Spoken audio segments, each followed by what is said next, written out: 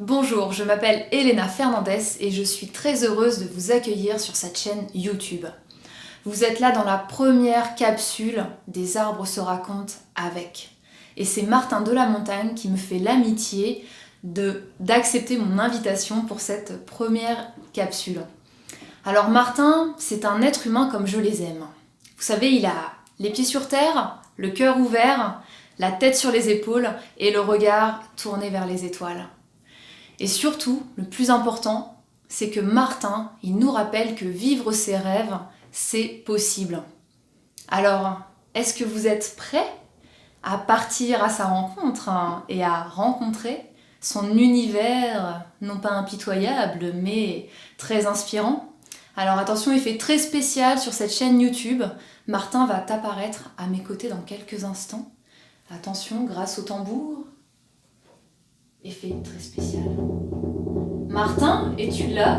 Martin! Me voilà. Waouh! Bonjour Martin! Bonjour Elena. Comment vas-tu? Eh ben écoute, ça va très bien. Je suis très content d'être à tes côtés et de lancer ton nouvel épisode à tes côtés pour promouvoir un petit peu ce que tu fais et répondre à tes questions en toute simplicité, en toute humilité. Voilà. Waouh. Merci. Alors ma première question, c'est est-ce que tu peux te présenter aux personnes qui nous regardent en 3 dates clés, 3 événements clés? Ok. Qui es-tu à travers ces 3 événements? Ok, alors 3 dates clés. Je dirais la première le 21 décembre 92. 21 décembre 92, c'est ma date de naissance, jour du solstice d'hiver. Donc le jour le plus court de l'année, souvent où la lumière jaillit de l'obscurité. Donc je suis né à Lyon. Je suis d'origine bretonne, mais j'ai habité toute ma jeunesse dans la Drôme, dans un petit village qui s'appelle Étoile-sur-Rhône. Peut-être pour ça que j'ai souvent la tête dans les étoiles, à voir. La deuxième date, je parlerai du 28 septembre 2018, où après une expérience de vie particulière, j'ai décidé de prendre la route à la découverte de la France, donc sur un premier voyage initiatique, pour savoir qui j'étais réellement, parce que je pense que j'ai mis beaucoup de temps à savoir quel personnage j'étais. Et ça a été le premier test grandeur nature grâce à plein de belles rencontres, plein de beaux paysages que j'ai eu la chance de traverser pendant 3 mois. Donc je vous expliquerai un peu plus ce projet qui a découlé sur un rêve derrière.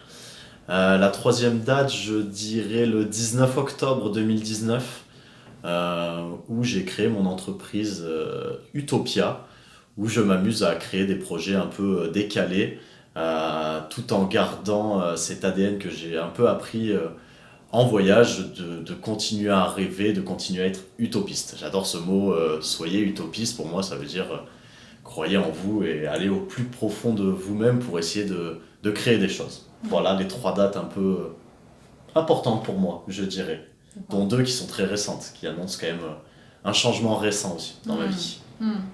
Et les utopies réalistes te connaissent aussi, parce que voilà, on parle des rêveurs, mais les plus grands rêveurs sont ceux qui arrivent à faire descendre leurs rêves dans la matière. On en reparlera. Exactement. Deuxième question pour toi, Martin. Quelle est ta relation aujourd'hui à la nature et plus particulièrement aux arbres et à la forêt? Voilà, est-ce que tu peux nous décrire en fait ton lien à la nature au quotidien, tous les jours, comment ça se traduit? Bon, déjà, premièrement, avec un nom de famille s'appelant De la Montagne et une maman ayant un nom de famille De la Haye, je me suis souvent fait chambrer par les copains à l'école sur des musiques. Il descend de la montagne à cheval, donc la nature a été présente inconsciemment dans ma vie très tôt. Derrière, j'ai pas tout de suite été capté par la nature, ça a mis beaucoup de temps à venir, je pense, dans ma vie.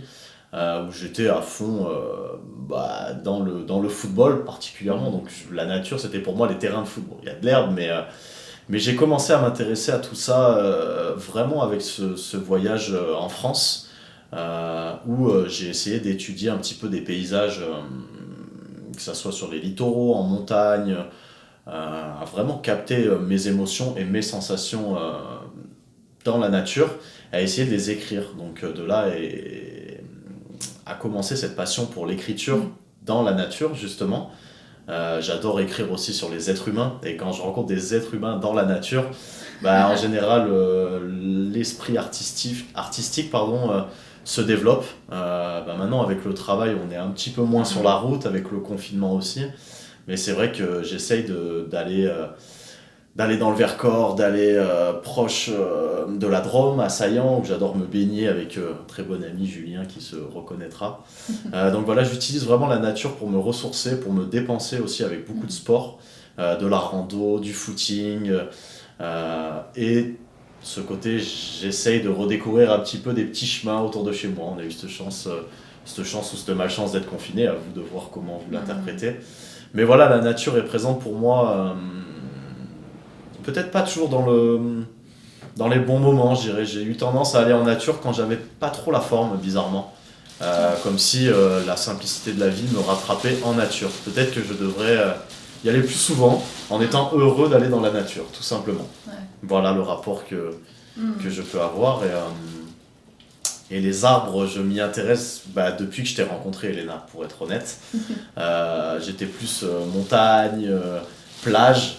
J'ai une grande passion pour le beach soccer, qui est du foot sur sable, donc les littoraux, je les connais. Et la forêt m'intrigue depuis que je t'ai rencontré, où j'ai eu la chance de faire cette expérience en forêt à tes côtés. Et voilà, maintenant toute une thématique autour de la forêt s'est libérée en moi, avec beaucoup d'analyses sur mon animal totem qui est un hibou. Enfin voilà, la nature revient et la forêt arrive dans ma vie. Donc voilà, ce sera à moi de voir qu'est-ce qu'elle a à m'apporter, tout simplement. Et vous connaîtrez peut-être cette anecdote que tu as évoquée, Martin, de notre rencontre grâce aux arbres, finalement, un peu plus tard dans cette interview. Mais je voulais rebondir sur ce que tu expliquais de ton lien à la nature, qui était aussi créatif pour toi, finalement, des espaces où l'inspiration s'exprime peut-être plus fortement pour toi, au-delà du fait que ça te ressource, ça te régénère. Est-ce que tu pourrais considérer que tu as un dialogue, finalement, avec les arbres, avec la forêt? Est-ce que la nature, tu as une relation vraiment de communication, de dialogue, comme tu pourrais discuter avec ton pote Julien quand vous vous baignez? Est-ce que peut-être la nature te souffle à l'oreille des inspirations? Comment toi tu le vis ça? Comment tu l'exprimerais ou le décrirais, en fait, s'il y avait dialogue possible entre toi et la nature? Ouais. Je vois très bien ce que tu veux dire. C'est intéressant comme question, parce que j'ai mis beaucoup de temps, comme je disais, à me comprendre dans ma vie, où je me sentais vraiment à part, dans ma bulle. Mes collègues vont dire Martin, il est perché, il capte certaines choses. Ou pas d'ailleurs, où il a vraiment des tempéraments hauts, bas. Ou, voilà. C'est vrai que la nature a souvent été présente dans ma vie pour l'inspiration, justement. Ces moments passés auprès d'elle, il y a des mots qui ressortent, il y a des images qui arrivent, c'est les souvenirs d'enfance, c'est les souvenirs avec des amis, c'est beaucoup de choses. Et c'est vrai que j'ai l'impression de capter des choses quand je suis à ses côtés, et de les ramener dans le monde un petit peu plus traditionnel, on va dire. Je suis passionné d'écriture, et c'est vrai que y a rien de mieux qu'une balade en forêt, qu'être en mouvement dans la nature pour revenir un peu libéré et passer dans ce que j'appelle le tunnel de créativité, où là, toutes ces bonnes ondes, les sons, la lumière, les formes, que ça soit de l'aquatique ou une forêt, et du coup derrière ça nous imprègne, et derrière sur de l'écriture je ressens ce que j'ai vu, et j'arrive à le retranscrire sur du papier dans ce que j'appelle un petit peu un tunnel d'inspiration. C'est que là, la main part toute seule, et comme quand on court en forêt ou quand on fait du vélo en forêt, ça part tout seul, quoi. On est appelé par les choses, et c'est un peu... c'est ce que je ressens en tout cas. Après, Ouais. à voir comment d'autres personnes ressentent un petit peu ce rapport à la nature et la créativité, mais moi je le ressens comme ça, on va dire. Intéressant, merci. Ouais. Et donc, peut-être nous arrivons sur cette fameuse anecdote. Est-ce que tu pourrais nous raconter un souvenir arboré? Un souvenir où un arbre tient le premier rôle. Et peut-être que cet événement ou un autre a aussi transformé ta relation aux arbres, à la forêt. Et si oui, est-ce que tu peux nous raconter justement cet événement qui a été un tournant dans ta relation avec les arbres?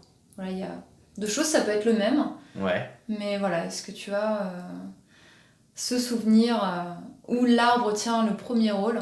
Ouais. Et après, est-ce qu'il y a un souvenir particulier ou le même qui t'a permis de transformer ta relation à la forêt et ton lien à la nature? Ouais, bah, le souvenir qui me vient directement, c'est quand tu m'as fait essayer ce que tu fais, ta pratique, parler aux arbres, vivre une expérience en forêt, le fameux Colamaillard qu'on a fait ensemble, où justement, bah, je me suis dit, bon, bah, je vais essayer l'expérience d'aller embrasser un arbre. Bon, pour beaucoup de gens, ça fait peur, waouh, c'est une secte, il parle à des arbres, mais non, pas du tout, c'est juste être curieux, écouter son corps, tout simplement, au contact de la nature. Il n'y a rien de plus simple et de plus primaire pour moi, en fait, à l'arrivée, donc c'est pas inventer des choses, au contraire, c'est retourner à l'état de simplicité pour moi. Et à ce moment-là, j'étais dans une période où je me posais beaucoup de questions dans ma vie et j'ai eu pas une vision, mais j'ai ressenti un arbre particulier que j'ai visualisé, donc j'avais les yeux bandés et il me faisait penser à cet arbre du roi lion, tout simplement, celui qu'on a l'habitude de voir quand on est petit, tout simplement, avec des grandes branches, le petit Simba qui se balade autour, enfin vraiment quelque chose d'assez enfantin à l'arrivée. Mais je pense que ça a déclenché derrière peut-être une créativité, je dirais, dans mes textes où j'essaye de retomber en enfance, de rigoler de tout. Je travaille dans la communication, je fais de l'événementiel sportif aussi, et j'adore en fait avec mes clients ou mes amis, parce que j'ai des clients qui sont amis dans la Drôme, que ce soit à Cré ou à Étoile, mais j'adore en fait rire de tout et peut-être refaire naître l'enfant intérieur qui est en moi. Et peut-être que cet arbre m'a guidé sur le fait de continuer à écrire, à créer des choses que parfois on a oubliées et qui en fait sont des petits plaisirs simples de la vie, comme un enfant qui tape dans un ballon, qui va courir, qui va jouer dans la forêt, faire des choses simples en fait.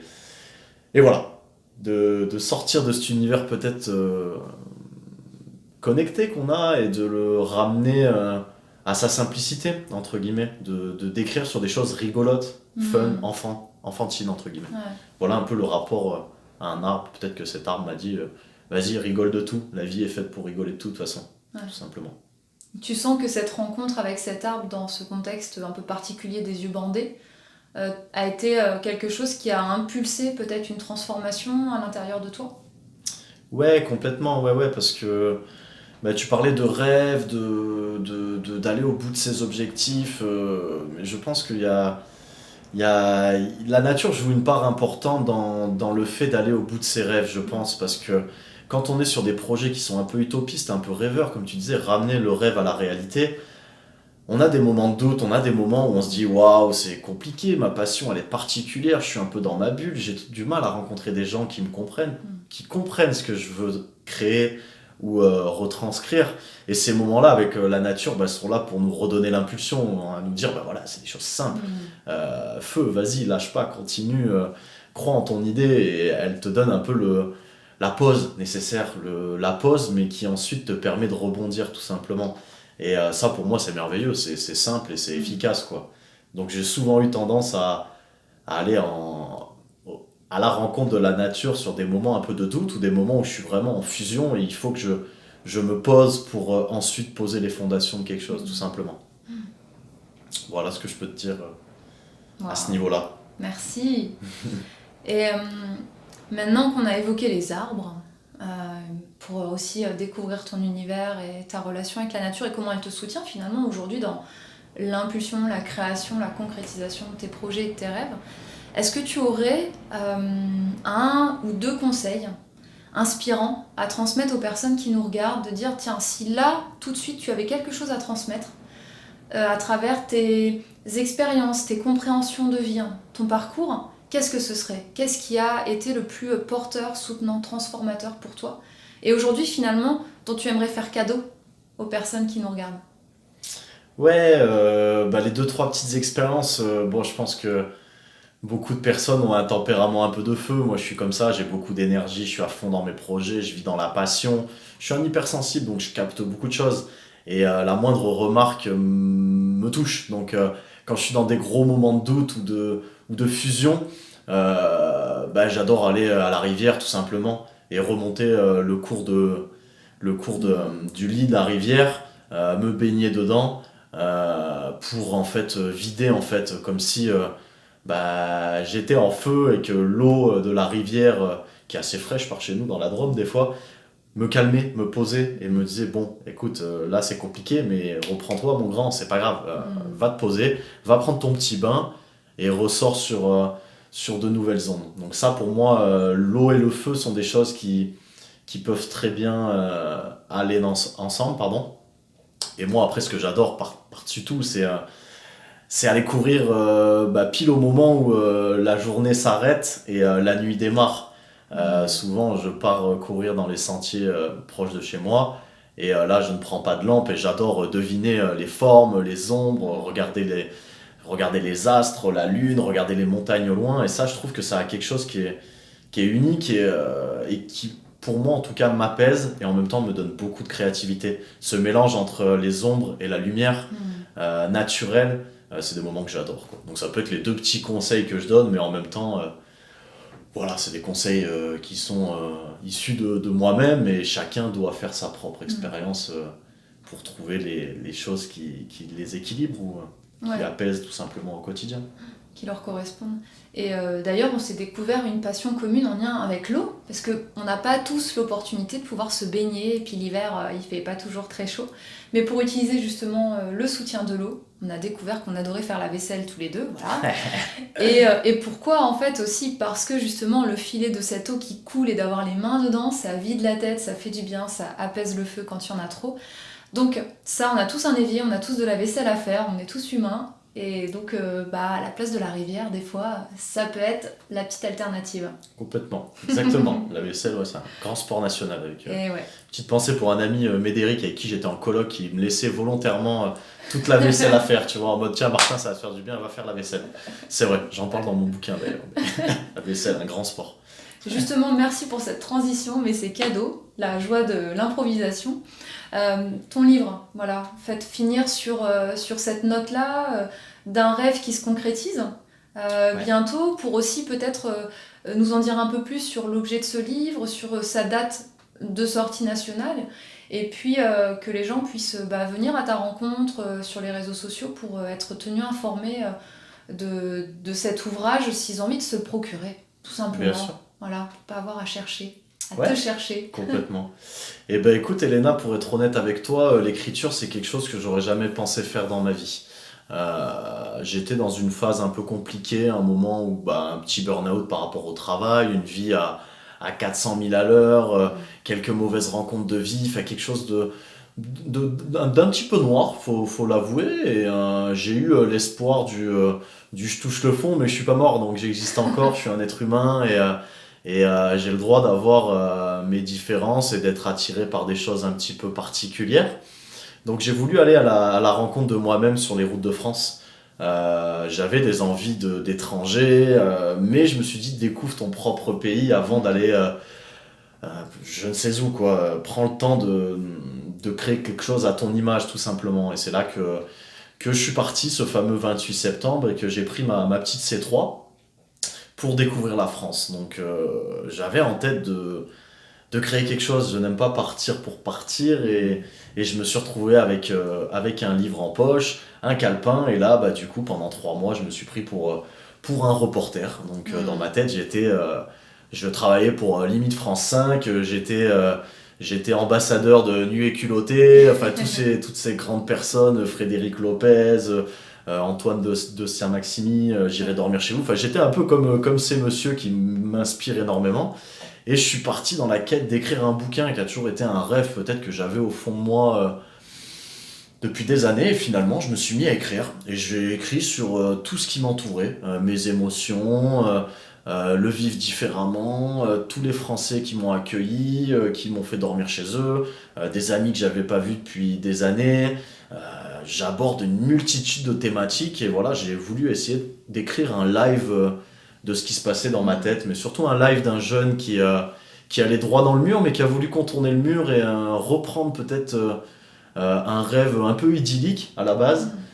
et essayer de toucher son rêve de plus près, tout simplement. Et j'ai rien lâché. Et pendant 2 ans, j'ai continué à écrire avec ses hauts, ses bas, tu vas pas y arriver, c'est compliqué d'écrire, faut trouver une maison d'édition.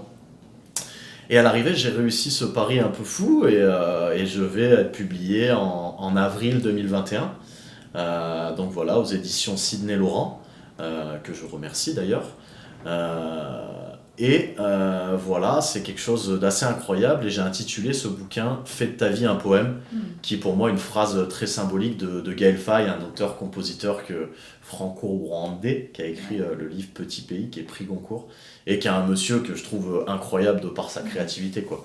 Donc j'ai essayé de faire de ma vie un poème sur les routes de France, accompagné des beaux paysages de notre pays et des Français en or que j'ai pu rencontrer, tout simplement. Donc après, c'est comme tout, quand on est motivé, on se prend au jeu et l'enfant intérieur oublie que c'est compliqué et fonce pour essayer d'aller au bout de son projet, quoi. Tout simplement. Ouais. Voilà. Non, c'est un super message d'espoir aussi. Comme tu le dis, on peut toucher le fond, mais voilà, il y a des solutions. Tant qu'on est vivant, il y a de l'espoir. Et voilà. Ouais. Juste avancer, il y a toujours des mains qui sont tendues. C'est ça. Que ce soit par les arbres, parce que je l'ai beaucoup Bien vécu sûr. à travers les arbres, ou à travers des êtres humains qu'on rencontre, que ce soit des rencontres éphémères ou plus longues.